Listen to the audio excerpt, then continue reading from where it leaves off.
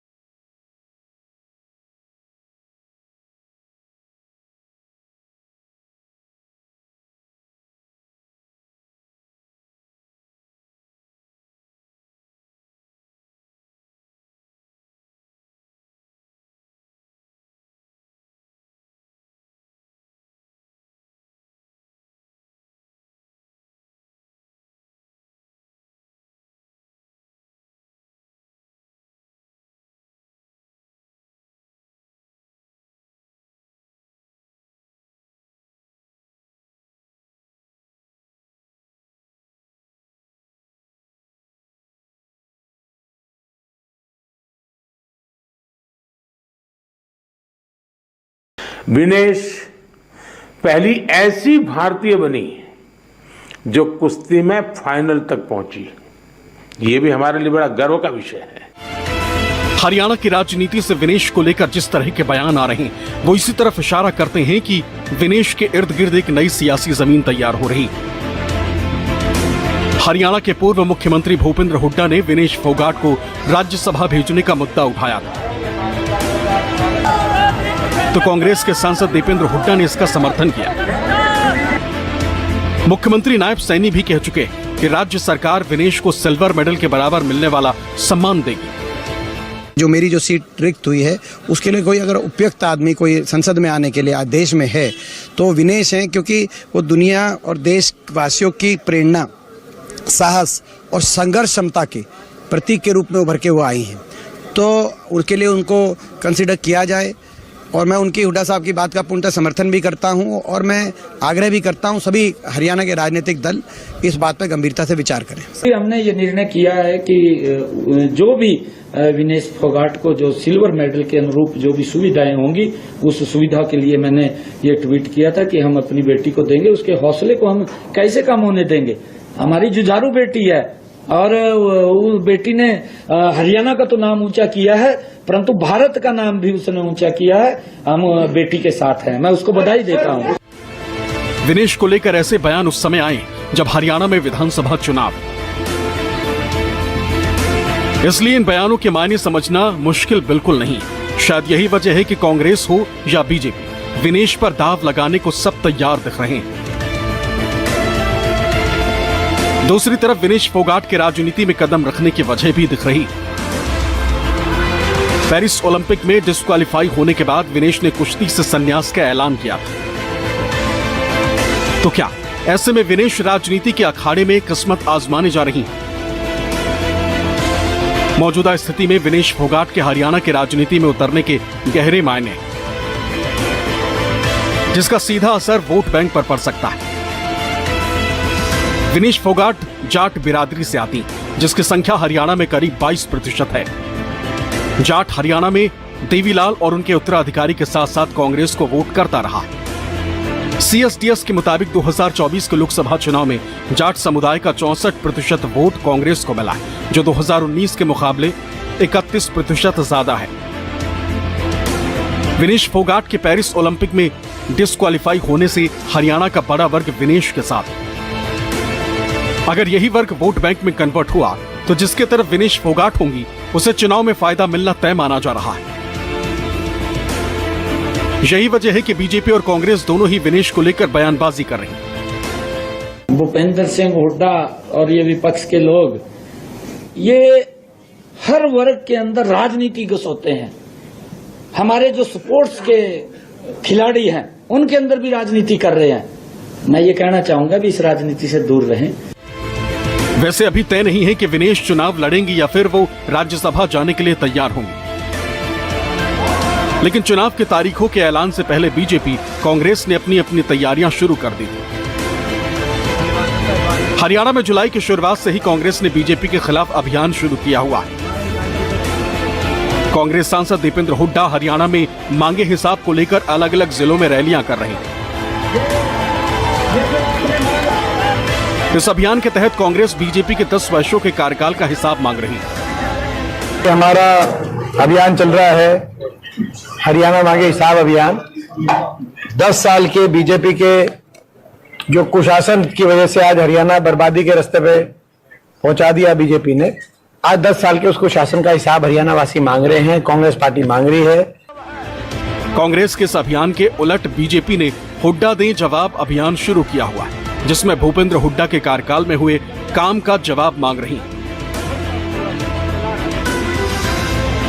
इन सब के बीच चुनाव की तारीखों के ऐलान से पहले बीजेपी ने कई लोक लुभावन स्कीम की घोषणा की। इन स्कीम की घोषणा को बीजेपी की चुनावी तैयारियों से जोड़कर देखा जा रहा है। माना जा रहा है कि जिन योजनाओं का हरियाणा सरकार ने हाल ही में ऐलान किया है उनमें उसे चुनाव में फायदा मिल सकता है। इन योजनाओं में मुख्यमंत्री शहरी आवास योजना, मुख्यमंत्री ग्रामीण आवास योजना, हरियाणा हैप्पी कार्ड योजना, अग्निवीरों के लिए पुलिस में 10% रिजर्वेशन की घोषणा, स्वतंत्रता सेनानियों की पेंशन में इजाफे की घोषणा की गई। ओबीसी वर्ग के क्रीमी लेयर की सालाना आय की सीमा को 6 से बढ़ाकर 8 लाख करने का ऐलान किया। हरियाणा के मुख्यमंत्री ने 3 लाख लखपति दीदी बनाने की योजना का ऐलान किया। हरियाणा में 1,20,000 कॉन्ट्रैक्ट स्टाफ की नौकरी पक्की करने का दाव चला है। दूध उत्पादकों के लिए हरियाणा सरकार ने रुकी हुई सब्सिडी का पैसा भी जारी किया है। हरियाणा सरकार की तरफ से जारी इन योजनाओं का सीधा असर आम लोगों पर पड़ेगा, जिसका लाभ बीजेपी को चुनाव में मिल सकता है। बीजेपी के प्रदेश अध्यक्ष तो मान रहे हैं कि इस बार बीजेपी पूर्ण बहुमत से सूबे में सरकार बनाएगी। हरियाणा का जवान, किसान, हरियाणा की महिलाएं, हरियाणा का युवा सभी ने आज मन बनाया है कि आने वाले विधानसभा चुनाव में भारतीय जनता पार्टी की स्पष्ट बहुमत की सरकार हरियाणा प्रदेश में बनेगी और तीसरी बार भारतीय जनता पार्टी की स्पष्ट बहुमत की सरकार नायब सिंह सैनी के नेतृत्व में हरियाणा प्रदेश में बनेगी। विपक्ष इसी प्रकार से कहती रहेगी, लेकिन हरियाणा की जनता ने भारतीय जनता पार्टी को पसंद किया है और उसी को सरकार बनाने का मौका हरियाणा की जनता देगी। हालांकि हरियाणा के मतदाताओं के मन में क्या है, राजनीतिक दलों के लिए उसे समझना आसान नहीं, लेकिन न्यूज़ 24 ने हरियाणा के वोटर्स के मन को टटोला। लठ लाग लिए खेड़ी लठ लाग गया नहीं, जमींदार किसान ना गए हो रहे है भाई, ये राजो बीजेपी ना राजो। बात ये किसानों पर लाठी चलवाया हाँ। भारतीय जनता पार्टी ने, इसीलिए किसानों का समर्थन। हाँ ये हमारे यहाँ से बीजेपी तो साफ है। बीजेपी साफ है? साफ है जी, बिल्कुल। बीजेपी का दिखाई नहीं दे रहा कोई यहाँ कैंडिडेट। पिन छोड़ के नहीं, भाजपा के साथ में आगे सभी। भाजपा के साथ आ गए? हाँ, भाजपा के साथ में। हरियाणा में? हरियाणा में। अच्छा हाँ, तो इस बार? अब की बार भी भाजपा सरकार होगी। अब की बार जो ना कांग्रेस लगभग 50 से ज़्यादा सीटें आएंगी। 90 में से 50 से ज़्यादा सीटें कांग्रेस की आने की उम्मीद है। और रही बात इनेलो की और जो ना इसकी जेजेपी की, इनका तो जनाधार खत्म हो चुका है, जाट समझ चुके हैं। हरियाणा में 2 बार से बीजेपी की सरकार है। हालांकि कुछ महीने पहले ही बीजेपी ने हरियाणा में मुख्यमंत्री बदल दिया था। अब 1 अक्टूबर को हरियाणा के 2 करोड़ 1 लाख वोटर नई सरकार का चुनाव करेंगे। इसमें बाजी कौन मारेगा इसका पता 4 अक्टूबर को चलेगा। लेकिन इस बार हरियाणा का चुनाव दिलचस्प होने जा रहा है। Bureau report, news 24। और आप जानते हैं कि हरियाणा में 2 बार से बीजेपी की सरकार है, लेकिन इस बार कांग्रेस पूरे दमखम के साथ मैदान में उतरने को तैयार है। लोकसभा चुनाव के नतीजों से कांग्रेस का जोश भी हाई है। कैसे, ये देखिए, आंकड़ों की जुबानी हम आपको समझाने की कोशिश करते हैं। 24-19 की बात करते हुए देखिए, लोकसभा चुनाव 2024 सीटें जीती 5, कांग्रेस ने वोट प्रतिशत देखिए 43.67%। अब 19 पर नजर डालते हैं। 19 में देखिए क्या था, एक भी सीट कांग्रेस को नहीं मिली थी। अहम है, ध्यान से देखिएगा, वोट प्रतिशत देखिए 28.51%। अब हुआ क्या, बावजूद इसके देखिए 2019 में जब एक भी सीट कांग्रेस नहीं जीतती है, तब 31 सीटें विधानसभा में जीतती है। यानी 19 लोकसभा चुनाव में जब एक भी लोकसभा की सीट कांग्रेस नहीं निकाल पाई थी, तब भी 31 सीटें विधानसभा में कांग्रेस निकालने में कामयाब रही। और इस लिहाज से अगर ये ट्रेंड मानकर चले तो इस बार लोकसभा की आधी सीटें यानी कि 5 कांग्रेस जीतने में कामयाब रही। तो जाहिर है विधानसभा चुनाव में बढ़त मिलेगी और इसलिए कांग्रेस को सरकार बनाने की राह आसान नजर आ रही है। लेकिन अहम यह भी है कि इस बार हरियाणा चुनाव में कांग्रेस बीजेपी के साथ साथ आम आदमी पार्टी है, ताल ठोक रही है।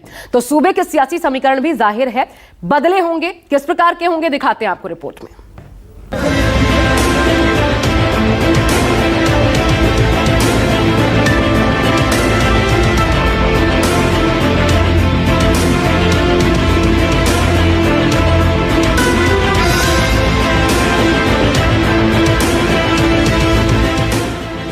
हरियाणा की 90 विधानसभा सीटों के लिए सियासी रण आज से शुरू हो गया है। इस बार हरियाणा के 2 करोड़ 1 लाख मतदाता राजनीतिक दलों की किस्मत का फैसला करेंगे। किस दल के हिस्से कितनी सीटें आएंगी, इसका पता 4 अक्टूबर को चलेगा। लेकिन इस बार मुकाबला कड़ा होता दिख रहा है। लोकसभा के चुनाव खत्म हुए हैं, उसके फौरन बाद कांग्रेस पार्टी को एहसास था कि अक्टूबर में चुनाव होने असेंबली के हरियाणा में, इसलिए उसी तरीके से हमने तैयारी शुरू कर दी थी। 2019 में 10 की 10 सीटें लोकसभा की बीजेपी ने जीती थी और बड़े मार्जिन से 58% के करीब वोट मिला था। और जब विधानसभा का चुनाव आया तो 40 पे आके रुक गई गाड़ी और बहुत बड़ी लगभग 12% का वोट फॉल हुआ था उनका। इस बार बीजेपी हरियाणा में हैट्रिक लगाने की तैयारी में है, तो वहीं कांग्रेस, आम आदमी पार्टी और जननायक जनता पार्टी बीजेपी को सत्ता से उखाड़ फेंकने की रणनीति पर काम कर रही है। अपने अपने लक्ष्य को पाने के लिए सभी दल अपना अपना अभियान शुरू कर चुके हैं और जीत को लेकर आश्वस्त भी हैं और ताल भी ठोक रहे हैं। आज हारे या कल हारे, हार तो इनको निश्चित है। इनके लिए हो सकता है अपने सदमे को वो पहले अक्टूबर में छोटा सदमा लेंगे, फिर दिसंबर जनवरी में बड़ा सदमा लेंगे। होता है, एक उम्र के बाद लोग सदमा लेने की जो क्षमता है वो घट जाती है। हम तैयार हैं, हम पूरी तरह से जीत के प्रति आश्वस्त हैं, क्योंकि हमने लोगों के मुद्दे उठाए हैं। हमारी पार्टी पूरी तरह से तैयार है। हमने बहुत पहले से तैयारी शुरू कर दी थी और हमारे कार्यकर्ता तो वैसे हर वक्त ही तैयार रहते हैं। हमारे कार्यकर्ता कभी बैरकों में नहीं जाते, हमेशा फील्ड में रहते हैं और पूरी तरह से चुनाव लड़ने के लिए तैयार हैं।